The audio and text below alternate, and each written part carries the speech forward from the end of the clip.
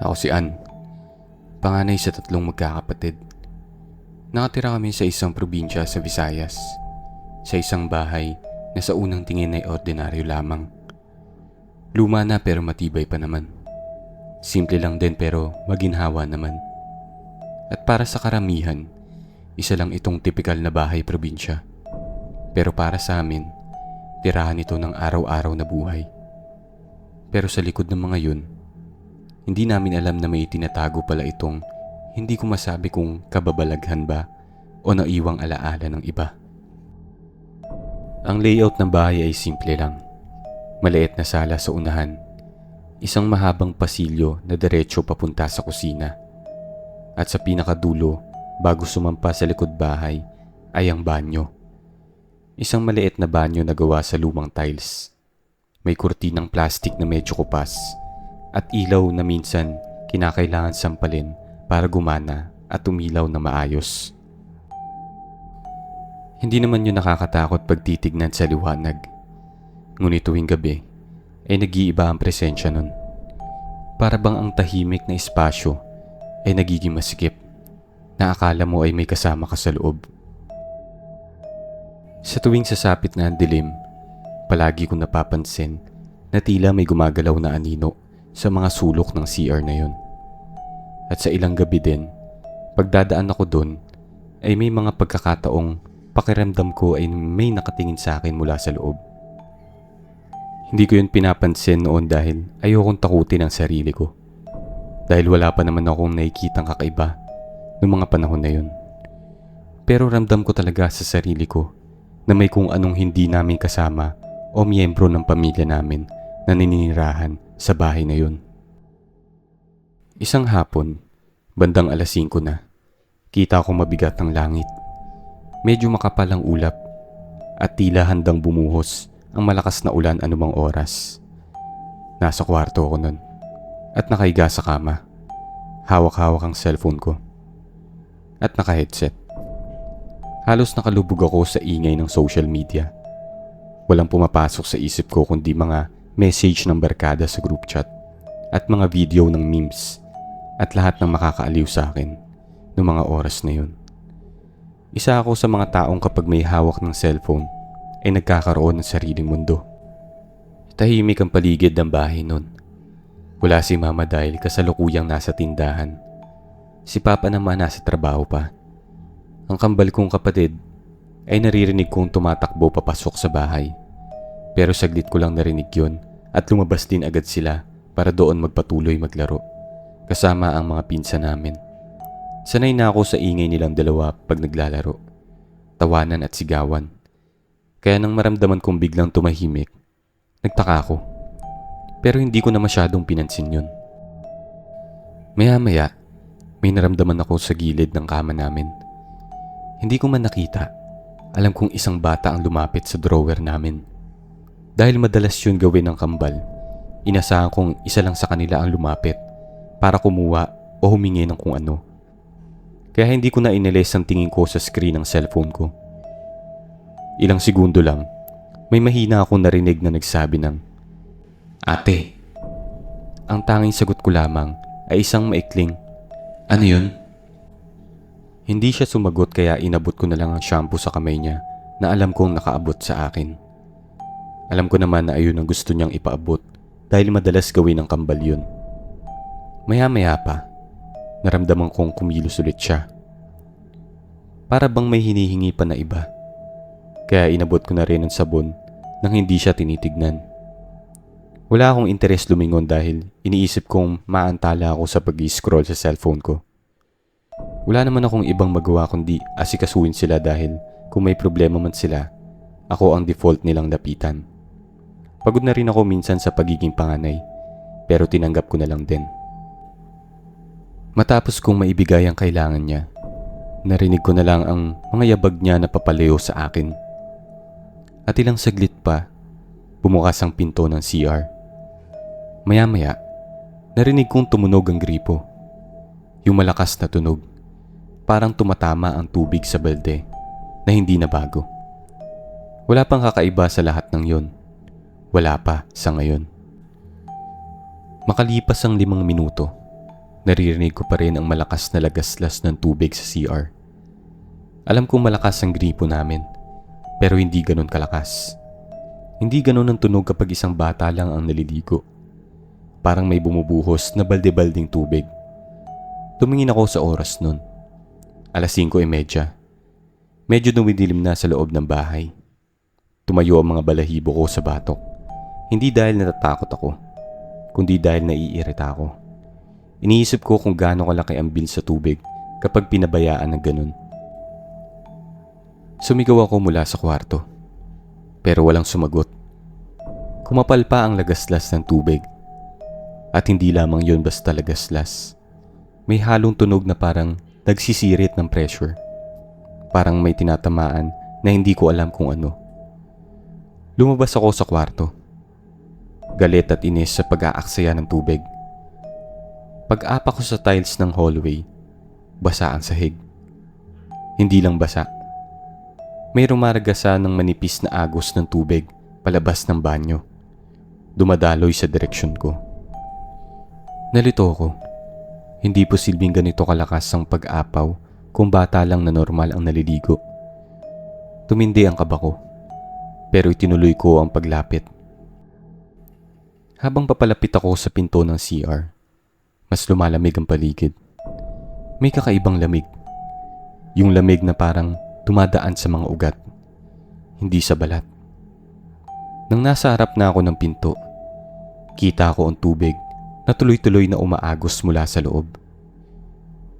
Hindi ko na pinahaba. Binuksan ko ang pinto.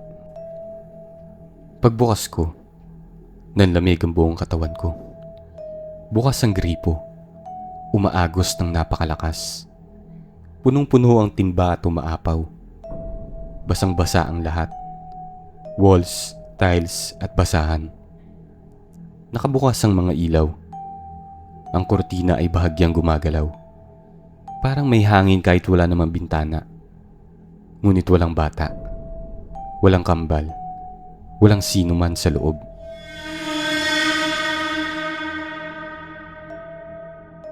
Hindi ko man lang naramdaman na parang may lumabas na bata dahil wala ring bakas ng ingay o pagmamadali.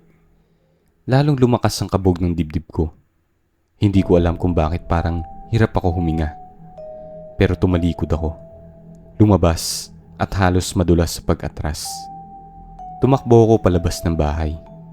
Hindi na pinatay ang gripo at hindi na isinara ang ilaw. Pagdating ko sa labas, hingal na hingal ako. Nanginginig at parang may hindi maipaliwanag na takot na sumusunod sa likod ko. Mula sa gilid ng bahay, nakita ko ang kambal. Tumatawa. Naglalaro kasama ang mga pinsan namin. Nakatitig ako sa isang kambal. Pilit binabalanse ang katotohanang nasa labas siya, malayo sa banyo. Samantalang ilang minuto lang ang nakalipas ay nasa tabi ko siya at humihingi ng toiletries. Lumapit ako sa kanila, hindi makaimik, at tinanong kung pumasok ba sila sa bahay. Ngunit sinabi nila na simula daw 4:00 pa lang ay nasa labas na sila at hindi umalis sa laro. Wala silang bakas ng basang buhok o damit. Wala silang alam sa nangyari. Nabingi ako sa tahimik kong pag-unawa. May ibang batang pumasok sa kwarto. May ibang batang humingi ng shampoo at sabon.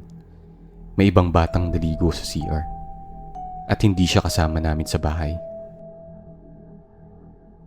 Kinagabihan, habang kumakain kami, ramdam ko ang pagkailang sa paligid. Tahimik ang labas. Wala man lang tunog ng tricycle. Wala ang karaniwang palahaw ng mga batang naglalaro. Ang kuliglig na normal sa gabi, parang biglang tumigil. Habang kumakain, pakiramdam ko ay may nakamasid. Di ko yun sinabi sa kanila dahil ayokong takutin ang kambal. Sa loob ko, nilalabanan ko ang pagkabalisa sa nangyari kanina.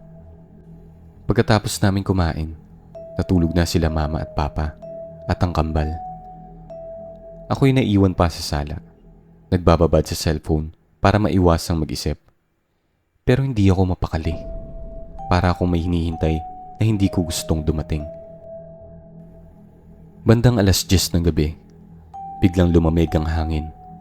Para bang may naglakad sa harap ng bukas na bintana. Sumunod ay may pagtili ng gripo sa kusina. Bigla itong bumukas nang wala man lang taong lumapit. Tumayo ko mula sa sofa at dahang-dahang lumapit sa kusina. Walang tao. Ngunit tumutulo ang tubig. Unti-unting bumibilis ang agos. Hindi ako kumilos. Hindi ko isinara ang tubig. Parang ayaw kong hawakan ng kahit na ano. Maya-maya, malakas na sumara ang pinto ng CR sa dulo ng pasilyo.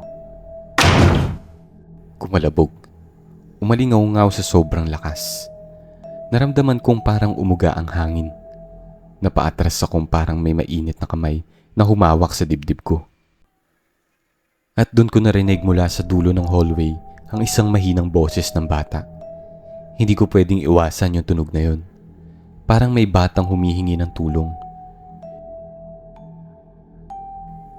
May ilang salitang lumabas, mahina at halos bulong. Ang iisang salitang narinig ko ng malinaw ay ate. Nanginig ang tuhod ko. Pinilit kong humakbang pabalik. Ngunit parang may malamig na presensyang humahawak sa batok ko. Nakiramdam ako. Para bang may nakatayo sa sulok ng pasilyo. Hindi siya gumagalaw, pero alam kong naghihintay siya. Unti-unting lumakas ang lagaslas ng tubig mula sa kusina. Hindi man ako lumapit, pero parang lumalapit ito sa akin. Parang sumasakop sa buong bahay ang tunog nito. At sa bawat segundo, dumarami ang lamig sa paligid. Hindi ko na kinaya. Tumakbo ako papunta sa kwarto. Isinara ang pinto ng mabilis at naupo sa pinakasulok. Nanginginig, nakayakap sa sarili. Pilit pinapakalma ang hininga. Ilang sandali lang, mula sa kabilang panig ng pinto, may marahang kaluskus at may umiihip na mahinang tinig. Ate, bakit mo ako iniwan sa CR kanina? Namilog ang mga mata ko. Hindi yun tinig ng kambal na tulog sa kama. Hindi yun galing sa mundong normal. Kinabukasan, hindi pa din nawala ang takot na naramdaman ko kagabi. Kaya minabuti kong sabihin na kay mama lahat ng nararamdaman ko sa bahay na yun. Nanginginig akong nagkwento kay mama. Pagtapos kong sabihin kay mama lahat, agad niya akong dinala sa kilalang albularyo sa kabilang sitio. Pagdating sa albularyo, naamoy ko agad ang bahay, naamoy insenso at dahon. Hindi ko alam kung anong aasahan sa pagpunta namin doon. Ngunit nang magsalita siya, ay parang may tumama sa dibdib ko. Ayon sa kanya, may kaluluwa daw ng batang babae na nakakulong sa bahay namin. Sabi ng albularyo, ginagaya niya ang boses ng kapatid mo. Hindi dahil trip niya. Ginagaya niya yun para mapalapit ka. Naghahanap siya ng kapalit para makaalis sa kung saan siya nakakulong. Hindi na ako nagtanong pa ng mga ibang detalye. Pinayuhan na lang kami ng albularyo na lisanin ang tinitira namin. Ito lang daw ang danging paraan para hindi na kami gambalain nung kaluluwa na yun. Dahil hindi daw kailanman makakaalis ang kaluluwa na nakakulong doon. Pero hindi kami pwede basta-basta umalis lang doon. Kinagabihan, natulog kami lahat sa iisang kwarto. Ako, sina mama at papa, at ang kambal. Hindi na kami nag-iiwan ng kahit anong pinto na bukas. Hindi na rin ako nagpunta sa sala kahit kailangan ko ng tubig dahil sa takot doon sa kaluluwang yun. Bandang 3:00 ng madaling araw, nagising ako dahil sa tunog ng tumutulong tubig mula sa isang sulok ng kwarto. Nagtaka ako dahil wala namang gripo sa loob ng kwarto. Binuka ko ng kaunti ang mga mata ko. Inaasahang baka may nagkakalikot sa timbang may lamang tubig. Ngunit pagtingin ko sa sulok, nakita ko ang isang batang babae. Nakatayo siya ron. Nakayuko ang ulo. Basa ang buhok na parang bagong ahon sa tubig. Maputla ang balat niya. Nakasuot siya ng lumang bestidang hindi ko pa nakita kailanman sa kahit sinong kakilala ko. Ang paa niya ay nakatapak sa basang sahig ng kwarto. Ilang saglit lang, tumingin siya sa akin. Napansin kong may hawak siya na bote ng shampoo at sabon. Nang makita ko yun, naalala ko yung ibinigay ko sa kanya. Hindi siya gumagalaw, pero ang ngiti niya ay parang isang paanyayang hindi ko gustong sundin. Pumikit ako sa takot sa babaeng yun. Pagdilat ko, ay nawala na siya. Ngunit naiwan ang basang marka ng tubig sa sahig. At ang amoy ng lumang banyo ay sumisingaw sa kwarto. Parang lumuwas dito ang presensya niya. Hindi ako pinanganak na duwag, pero doon ko naramdaman ng takot na parang kamatayan na dahan-dahang lumalapit sa akin. Ginising ko si mama at kinwento ang nakita ko. Nagdesisyon siya na ayun na ang huling gabi namin doon sa bahay na yun. Kinabukasan, hindi na kami nagkatubili. Nag-impake kami agad. Kahit hindi kumpleto ang mga gamit. Hindi na kami naghintay ng pahintulot kay landlord. Hindi na namin tinapos ang upa. Basta na lang kami umalis. Basta lang makalayo mula sa bahay na yun. Habang papaalis kami, hindi ko man lang kayang lingunin ang banyo. Ayoko makita yun at ayoko maalala. Naglipat bahay kami sa loob lamang ng isang araw. Sa tuwing naliligo ko sa bagong tinitira namin, nararamdaman kong may malamig na dumadampi sa likod ng batok ko. At sa ilang gabi na tahimik ang lahat, kapag nakatayo ako sa tapat ng salamin, may maririnig akong mahinang bulong mula sa likod ko. Isang tinig na pamilyar at sumasambit ng salitang, "Ate!"